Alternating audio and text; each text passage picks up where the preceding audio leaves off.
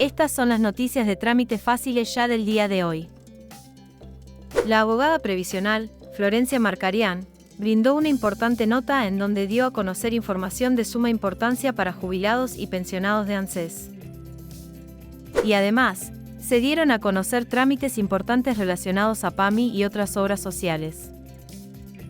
Todo esto y más, en las noticias de trámites fáciles ya del día de hoy. Apreciamos tu apoyo y nos encantaría conocer tu opinión, así que no olvides darle me gusta al video y dejarnos tu consulta o reclamo en la caja de comentarios. ¿Desde qué parte del país nos estás viendo? Déjanos el nombre de tu localidad en los comentarios para regalarte un corazoncito. Antes de iniciar con la primera de las noticias, nos gustaría dejarte con un breve recorte, en donde una jubilada expresa su malestar enfrente de la puerta de ANSES. Nos gustaría que escuches su testimonio y nos dejes tu opinión acerca de si compartís, o no, los dichos de esta jubilada. Mirá. Ni siquiera la primera generación. Nuestros hijos vienen corriendo porque no les alcanza para pagar la luz. Cobran 200.000 pesos, 400.000 pesos. Y un diputado que va a trabajar 3 veces a la semana cobra 4 millones de pesos. La hermana de Milei cobra 15 millones de pesos. Un senador nacional cobra 9 millones de pesos. Y ahora resulta que los ricos somos nosotros que le tenemos que pagar la fiesta a ellos. Porque ojo, los empleados públicos, los que les pagan los sueldos, no son estos desgraciados, sino son cada uno de los jujeños, cada uno de los argentinos pagando sus impuestos. Estamos hartos de la mentira, 4.500.000 por acá, se reparten para irse de vacaciones. Y no se van acá, no se compran la ropa en Jujuy, se la van a comprar en Miami. Mientras que nosotros tenemos que estar con la misma zapatilla 3 años, ellos la renuevan cada 5 minutos. Son unos reales infelices. Sadir, Morales y toda la mar en coche, que vive a expensa del pueblo. Que le importa un carajo que a uno le alcance y a otro no. Pagamos 130.000 pesos de luz, de agua.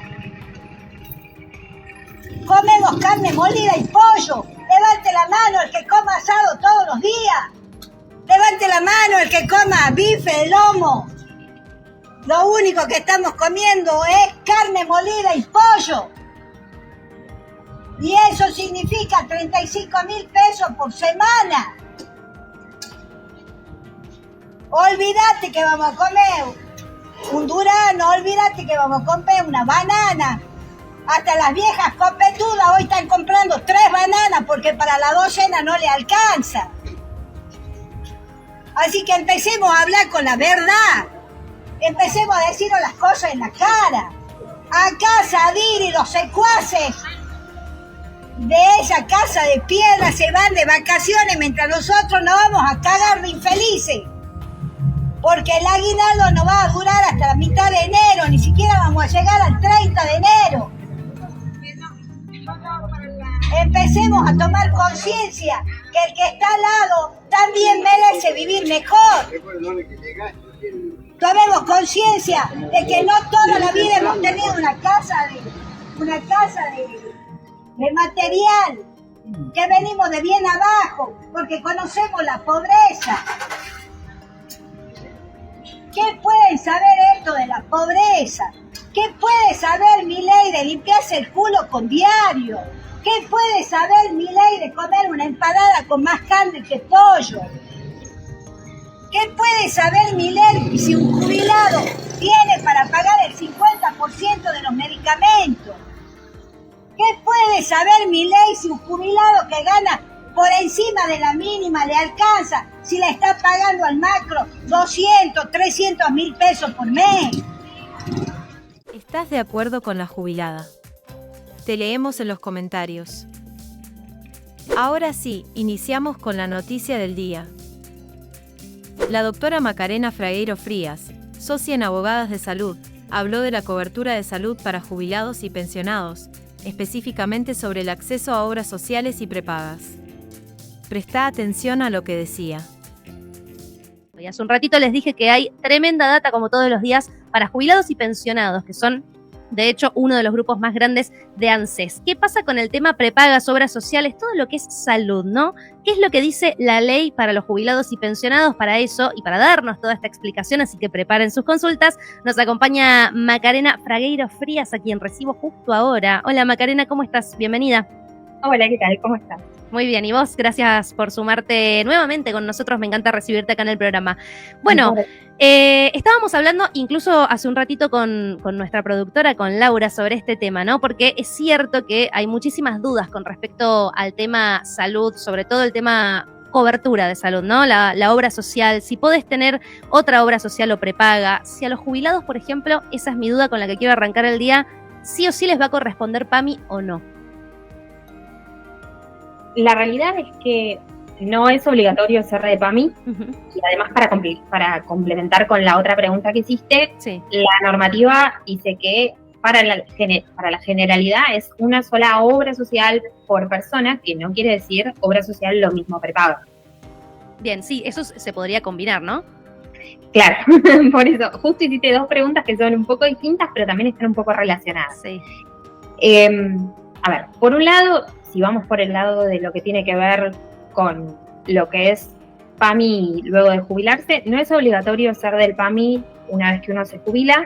La realidad es que la normativa, tanto que regula el PAMI en ley y en decreto reglamentario, dispone que cada persona puede elegir o bien integrarse y formar parte de PAMI o conservar lo que tenía o elegir alguna de las obras sociales que están disponibles para jubilados, que si bien existe este listado, prácticamente esas obras sociales no son muy llamativas, salvo las que son obras sociales de actividad.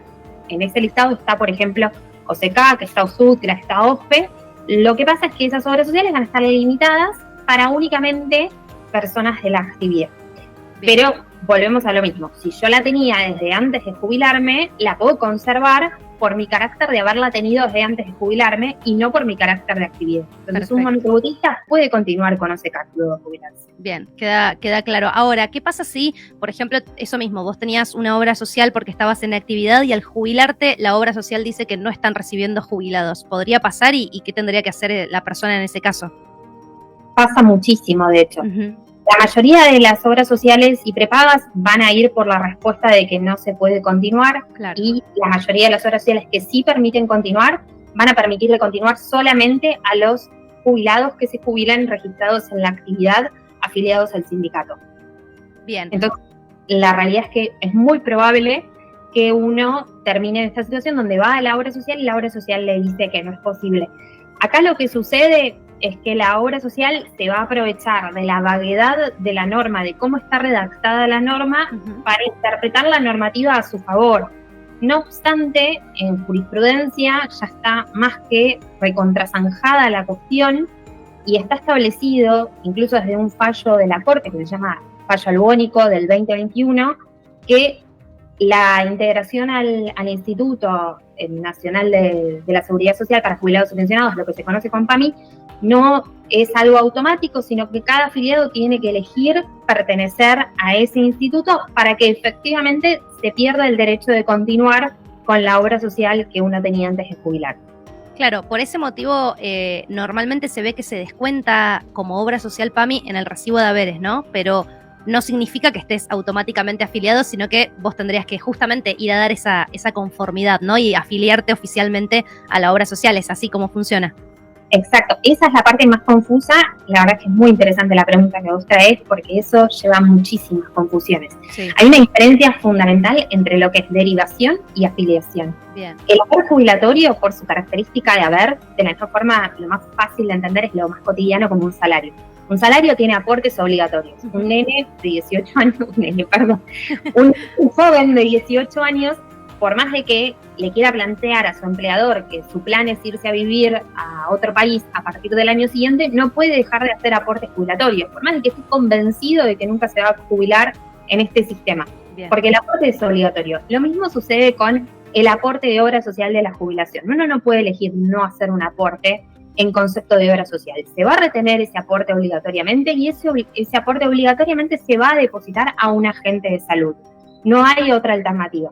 Entonces, ANSES, al momento de jubilar, como tiene esta obligación, lo que va a hacer es elegir de forma aleatoria alguna de las obras sociales que están disponibles para jubilados, y en realidad en su aleatoriedad siempre elige PAMI. Claro, eso quería justamente preguntarte también. Siempre veo que está PAMI, no otra obra social. Igual pasa, por ejemplo, en los casos de OSBA, que es la obra social de los empleados municipales de la Ciudad de Buenos Aires, en ese caso hay muchas jubilaciones que salen con OSBA en lugar de PAMI. Claro. También podría, o sea, cuando son otros institutos que también son estatales, puede ser que en lugar de salir automáticamente con PAMI salga con otra obra social. A lo que voy, igual el concreto es, ANSES saca la jubilación, sí o sí, ese aporte lo tiene que derivar a una obra social y elige por default que esa obra social sea PAMI y está cumpliendo con su obligación de derivar aporte. A partir de ahí, el afiliado tiene dos opciones, el jubilado tiene dos opciones.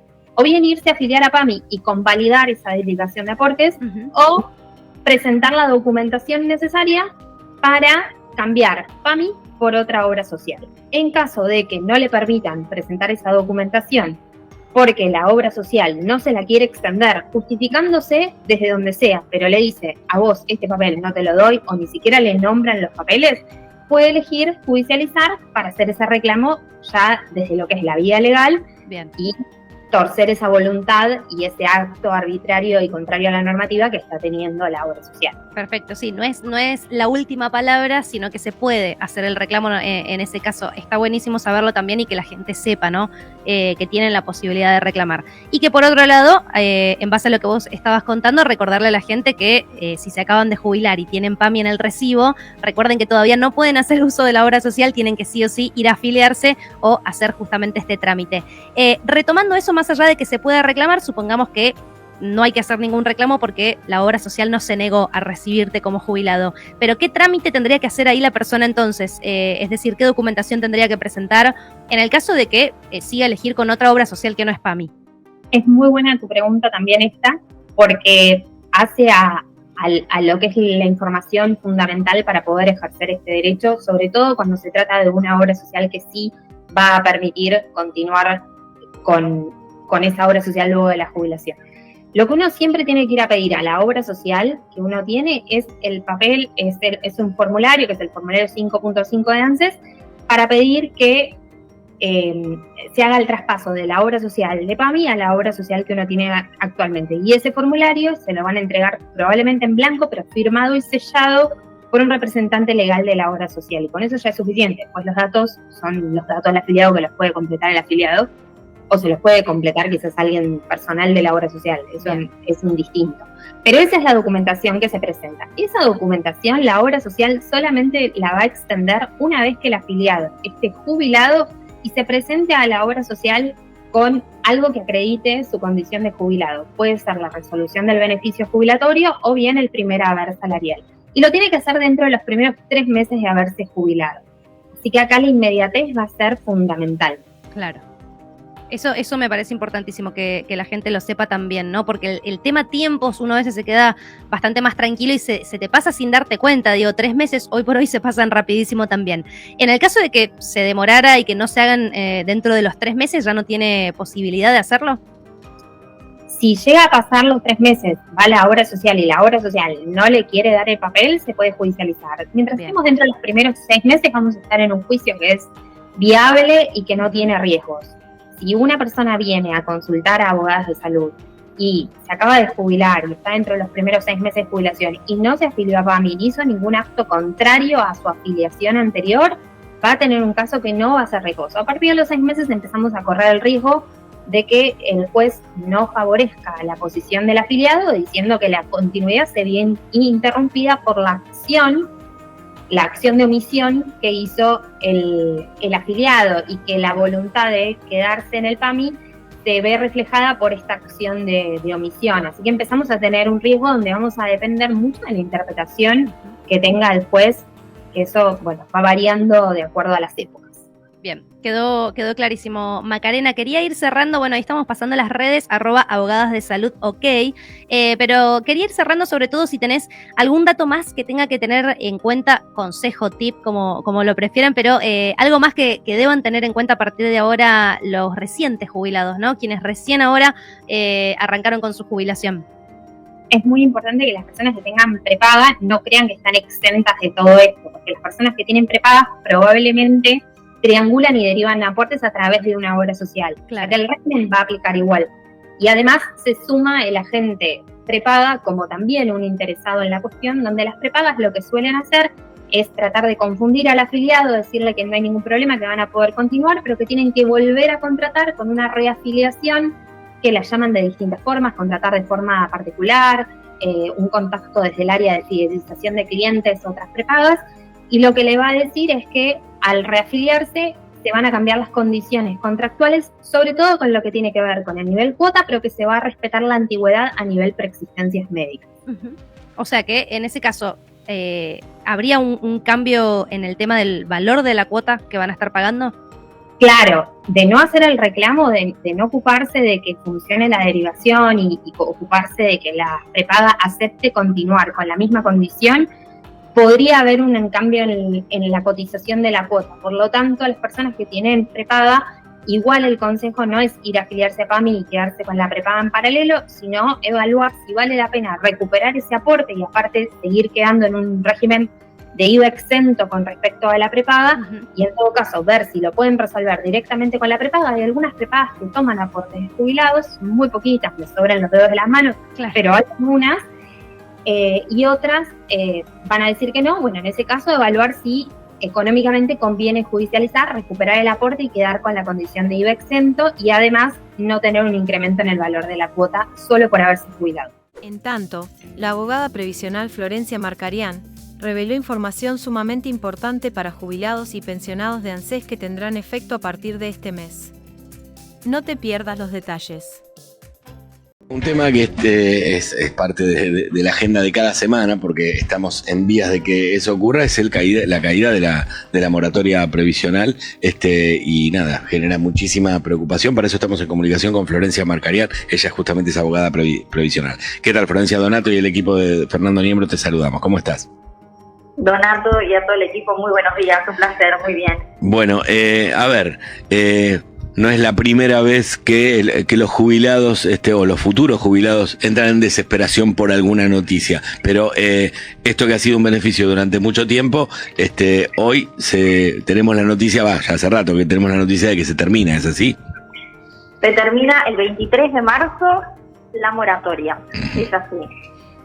¿Y en qué constaba, digamos, en qué condiciones uno podía estar para poder ingresar a la moratoria y que ya no lo va a poder hacer, Florencia? Tener la edad jubilatoria, es decir, las mujeres a 60 años y los hombres 65 años de edad, y no contar con los 30 años de aportes. Una vez que tenían la edad jubilatoria, podían ingresar y se le iba descontando del haber jubilatorio lo que correspondía a esa moratoria. Uh-huh. Y también preveía otra opción, que es para los que les faltan hasta 10 años para la edad jubilatoria, es decir, las mujeres a partir de los 50 y los hombres a partir de los 55 años de edad, la posibilidad de ir comprando los aportes que les faltaran, teniendo en cuenta que cuando llegaran a la edad jubilatoria, por más que siguieran aportando, les iban a faltar años. Bien, en ese sentido la verdad que se presenta, digo, el gobierno actual del presidente Javier Milei propone otro tipo de cosas respecto, ahora lo podemos hablar, de lo que tiene que ver con la jubilación y eventualmente la PUAM, y este tipo de prestaciones, pero la pregunta es, mientras esto, porque esto está también en tela de juicio, mientras funcionaba la moratoria, el Estado, o en todo caso la ANSES, ¿estaba en condiciones de darla? Porque es algo que hoy entra en tela de juicio respecto de lo que puede haber ocurrido en otras etapas, en gobiernos anteriores. Si bien era un beneficio y el pueblo, el público, lo recibía bien, no sabíamos, y en ese momento criticado por ejemplo, el actual presidente, de que no estaba en condiciones el Estado y que eso atentó contra las arcas de la ANSES eventualmente. ¿Vos qué opinás de lo que ocurría y esta situación actual? Es cierto que son cada vez menos los que aportan, los activos que aportan, claro, para el pasivo, ¿no? Pero hay que recordar que también existen los diferentes impuestos que están afectados directamente a la ANSES. Es decir, que la caja de la ANSES no se compone únicamente de los aportantes activos, sino también de estos diferentes impuestos. que son más de 100 impuestos, ¿no? Y que ayudan a ir creando todo este fondo para poder pagar no solamente las jubilaciones y las pensiones, sino también los aumentos que se van dando. Y otro problema que hubo es, de todas las asistencias que se dieron, se utilizaron los fondos del ANSES, no salió de otro organismo, ¿no? Bien. Entonces los aportes de los jubilados y de los pensionados, todo ese esfuerzo contributivo también fue para la asistencia social, y quizás tendría que haber salido desde otro organismo y no del ANSES, con el esfuerzo de los que hoy son pasivos. Entiendo. ¿Y qué ocurre con un empleador, digamos? Si un empleado ya tiene edad jubilatoria y por el tema de faltarle aportes no se puede jubilar, ¿qué posición debe tomar en ese caso un empleador cuando su empleado, desde el punto de vista del empleador, su empleado ya tiene edad para jubilarse, pero no lo puede hacer por este tema? A ver, si le faltan años de aporte, que no depende de ese empleador, puede seguir trabajando hasta los 70 años. Bien.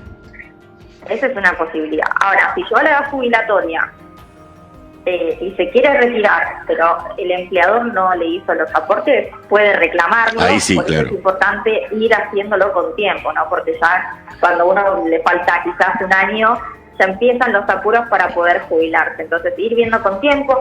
Hoy en día es más fácil porque uno ingresa a la página de la ANSES o ingresa a la AFIP y va viendo los aportes que tiene, ¿no? La AFIP más que nada para ver el tema del monotributo, los autónomos, y en la ANSES figuran ambos, ¿sí?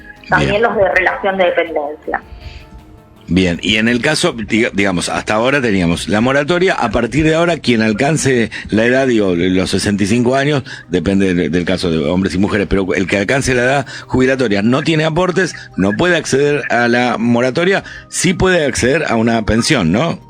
Va a acceder a la PUAM, Ahí que está. es para el adulto mayor, pero es el 80% de la mínima. ¿Y cuál es el inconveniente con esta PUAM? Que no tiene en cuenta los aportes que uno haya realizado. Quizás uno tiene 20 años de aporte, le faltan 10, y no puede ingresar por moratoria a la jubilación. Sí. Es como si esos 20 años de aportes no hubieran existido. Por eso es que hay un proyecto para este año, para mitad de este año, de insistir nuevamente con el beneficio proporcional. Es decir, una jubilación acorde a los años que uno haya aportado. Bien. Quizás no tiene 30, tiene 20, tiene 15, bueno, se jubilará con esos 15 o 20 años de aportes, ¿sí? Suena razonable, ¿no, Florencia? Claro. Tener en cuenta todo ese esfuerzo que uno estuvo haciendo. Claro, exactamente. ¿Y la PUAM en qué valor está hoy día? ¿Cuánto cobra quien cobra la PUAM? A ver, hay que tener en cuenta que mes de enero la jubilación mínima está en 265.000, ¿no? Sí. Y el 80% son 212.000, a eso se le suman los 70.000 pesos del bono que sigue vigente, así que están en el orden de los 282.000 pesos en el mes de enero. En el mes de enero, perfecto. En términos generales, porque también es discusión de estos días, en términos generales, ¿cómo se encuentra hoy el ingreso del jubilado, de la mínima, ponele, para no hacerlo tan amplio, pero cómo se encuentra respecto de 2023, antes del ajuste enorme que hemos tenido todos, más allá de los jubilados, todos los argentinos, pero cómo se encuentra hoy? Viste que se dice si tienen la misma capacidad de compra o si no la tiene, ¿cómo lo ves? Los jubilados han perdido desde hace años el 50% del valor adquisitivo. ¿Qué fue lo que pasó en el 2024? Aquellos que cobran por encima de la mínima recuperaron un 11% del poder adquisitivo, pero los jubilados de la mínima, que siguen cobrando el bono de 70.000 pesos en el mes de marzo, sí, perdieron entre un 6 y un 7%. Aquel 7, sí, exacto. Entonces, hay que recordar que hubo un reconocimiento de la pérdida del poder adquisitivo de enero, que fue de un 12,5%, y se trató en una discusión de una ley, incorporar el 8% restante, que finalmente no prosperó, pero habrá que esperar a este año a ver si nuevamente se retoma esta idea de incorporar ese 8%, que no prosperó el año pasado. Entiendo que hay otras cuestiones primordiales más que reconocer ese porcentaje que se ha perdido. Entiendo. Florencia, la última, porque tengo duda. Me acaban de mandar un mensaje. Aquel que inició trámite, que ya la moratoria está adentro, no va a tener inconvenientes, ¿verdad? Por supuesto que no, Ahí está. así que todos aquellos que están cumpliendo la edad, aprovechen ahora a sacar el turno. Ya están dando turnos para fines de febrero, principios de marzo, así que apurarse con el tema del turno. Y después uno ve qué es lo que hace, si finalmente lo hace o no, pero sí sacar el turno, porque no es como el PAMI, que hoy no están pidiendo turnos para los trámites, antes exige ir con turno. Perfecto. Florencia, muchísimas gracias por la información, además, y esto último, porque justo me estaban mandando un mensaje por ese temor de quien había ya ingresado. Así que de nuevo, muchísimas gracias, un abrazo enorme. Muchas gracias a ustedes, que tengan un excelente día. Adiós. Hablamos con Florencia Marcarián, abogada provisional experta en el tema, por algo que, lógicamente, hay muchos a los que les preocupa, que es un beneficio que se corta, que se termina. La gran pregunta, la pregunta del millón, era lo que yo le digo, no porque se la hubiera hecho yo, sino que es una pregunta que nos hacemos todos, y es, mientras existía la moratoria, si el Estado estaba en condiciones, según el gobierno actual, no estaba en condiciones de dar ese tipo de beneficios. Por eso el gobierno actual también está hablando de, entre comillas, premiar a aquellos jubilados hoy que están cobrando su jubilación, pero que han tenido los 30 años de aporte como corresponde, frente a los que no lo tuvieron. Una alternativa que es muy interesante, lo que acaba de decir, yo no lo simplemente porque soy un ignorante, no lo había escuchado, es esta idea de un proyecto de ley que pague jubilaciones proporcionales a los aportes que ha tenido cada trabajador.